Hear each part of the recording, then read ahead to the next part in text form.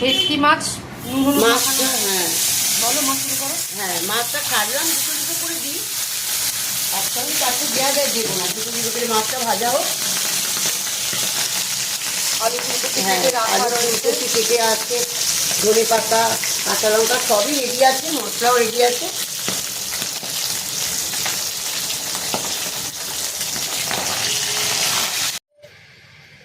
দুটো মাছ ভাজা হয়ে গেছে, আরও দুটো মাছ ভাজতে দিলাম। এর একটু কড়া কড়া করে ভাজতে হবে।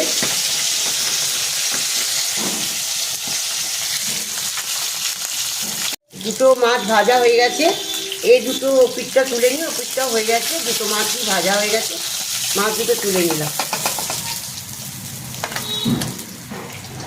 এর মনে হচ্ছে একটুখানি কমিয়ে নিলে ভালো হয়।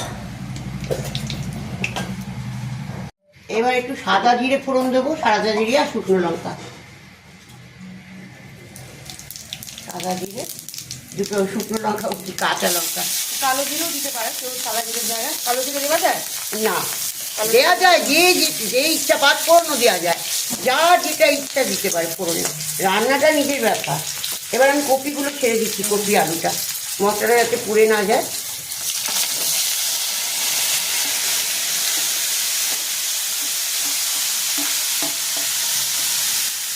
কপিটা হাফ ভাজা হলে কপি আলুটা আর এই মশলাটা দেবো, এই যে মশলাটা তৈরি করা আছে, এই মশলাটা দেবো।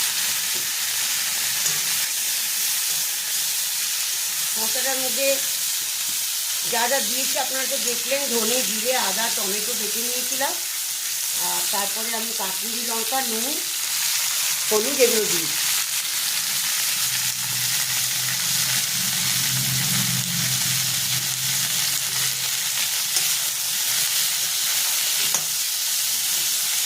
কপিটা একটু ভাজা হলে গন্ধটা ভালো হবে।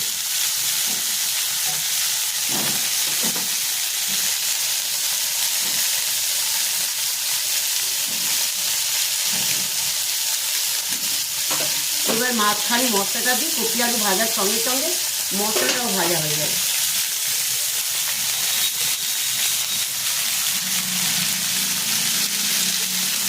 তাহলে সময়টা অনেকটা বাঁচে।